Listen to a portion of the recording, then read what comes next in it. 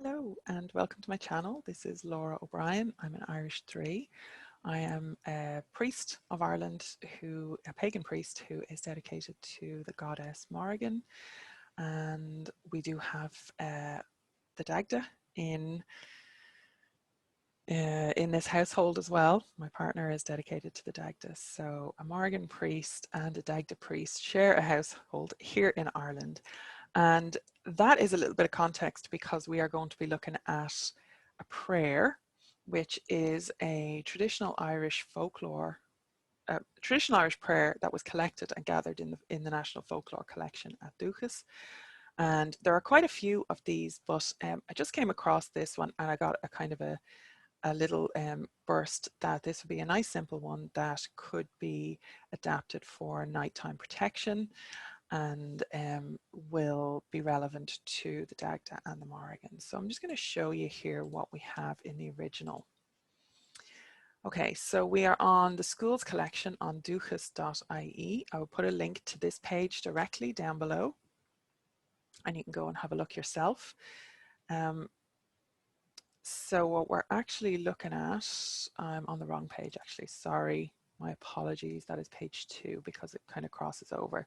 The first page is not transcribed. If you want to go and transcribe that, absolutely work away, right? So there's quite a bit here, but the bit that I was looking at is from here.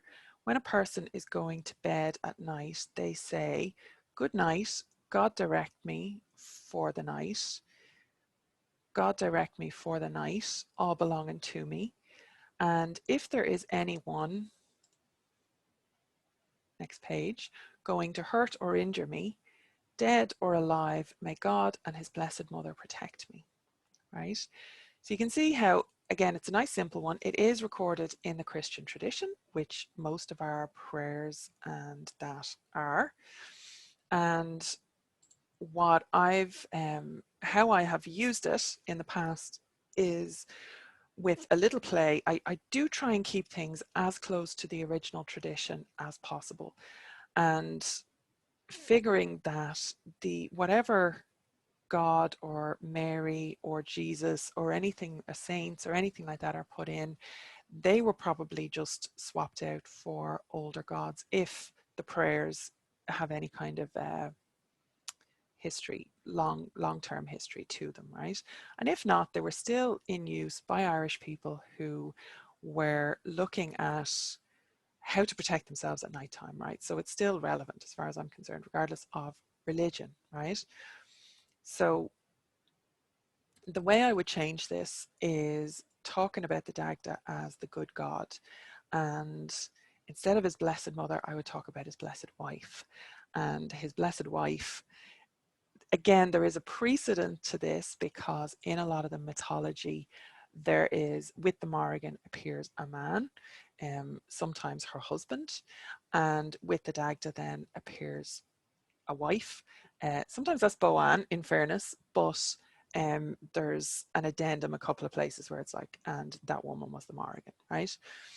So, so like I said, there is a precedent to this within the tradition, but I'm just going to stop this share. So how I would change that would be, "Good night, good God direct me for the night, good God direct me for the night, all belonging to me. And if there is anyone going to hurt or injure me, dead or alive, may the good God send his blessed wife to protect me." And I've used that, and it is a very powerful protection prayer spell. Anything, if you are vulnerable when you are asleep, if you believe in energy, manifestation, magic, anything like that, you are a little bit more vulnerable when you're asleep. So there's absolutely no harm saying a little prayer as you go to bed every night to ask the Dagda to protect you for the night. And if, and that's just a general blessing, direct me for the night. You could swap in protect me for the night rather than direct me if depending on your relationship with the Dagda, it's up to you.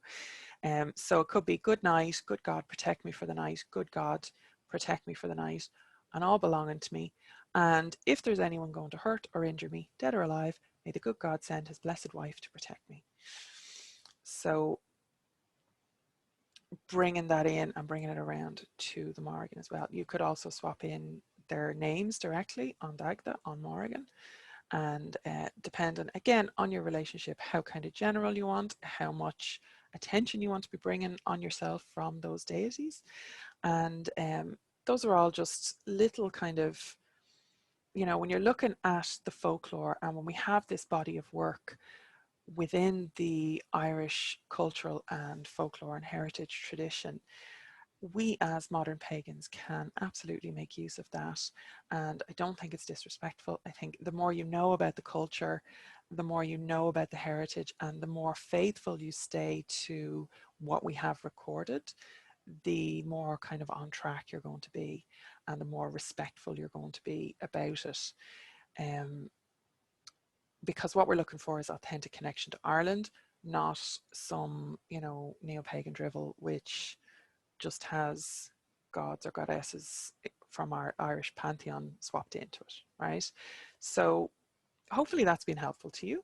And if you like this content, let me know if you want more kind of prayers, spells, charms, all that kind of stuff. I've been doing a little bit more of that, a little bit more on Irish witchcraft, because my first book came out in its second edition, Irish Witchcraft from an Irish Witch. So that's out there. True to the Heart. It's the subtitle on that, just to make sure you get the second edition rather than the first edition, which is very, very expensive because it's been out of print for a long time.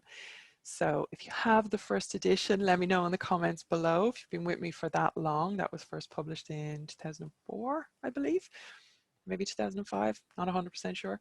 So there's a little bit of longevity there. So if you're one of the OG fans there, one of the OG followers, make sure that you shout out in the comments below, because I love hearing from people. And let me know if you've got the second edition.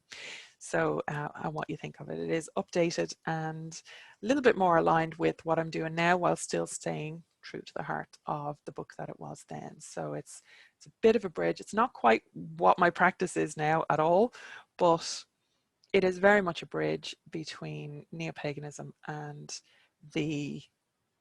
my native spiritual traditions or culture. So that's where we're at. And if you like this, make sure you subscribe, hit the bell for notifications, all that good stuff. And I will see you in the next video.